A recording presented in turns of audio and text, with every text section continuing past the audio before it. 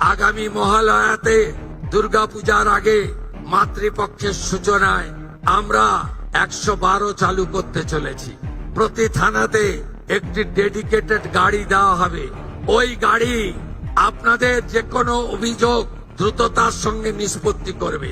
উত্তরপ্রদেশ, গুজরাট, মহারাষ্ট্রে থানাতে অভিযোগ এলে পুলিশ পৌঁছানোর সময় হচ্ছে 6 মিনিট। পশ্চিমবঙ্গে এই মুহূর্তে থানাতে অভিযোগ এলে পুলিশ পৌঁছানোর সময় হচ্ছে এভারেজ 3 ঘন্টা।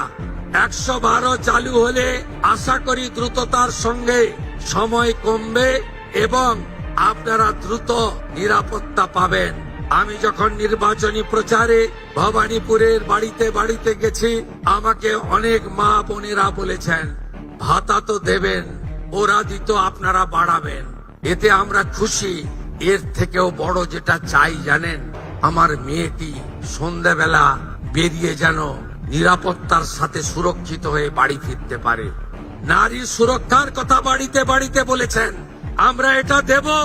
এই সরকারে মহিলা প্রতিনিধিত্ব দেখুন। বারে বারে আমরা বলি আপনাদের হাতে ক্ষমতা না দিলে কখনো সমাজ, কখনো দেশ, রাজ্য এগোতে পারে না। আমরা কেউ ভারতকে পিতা বলি না, ভারত মাতা বলি। আপনারা না থাকলে আমরা কেউ পৃথিবীর আলো দেখতে পেতাম না। তাই জয় ভবানী, আপনাদেরকে প্রণাম করি। আপনাদের সুরক্ষা, অধিকার এবং অর্থনৈতিক স্বনির্ভরতাই আপনাদের সরকারের লক্ষ্য। মাননীয় প্রধানমন্ত্রী চেষ্টা করছেন পঞ্চায়েত, পুরসভার মতো লোকসভা, বিধানসভায় আপনাদের 1/3 সংখ্যা আপনাদের দেওয়ার, অধিকার দেওয়ার।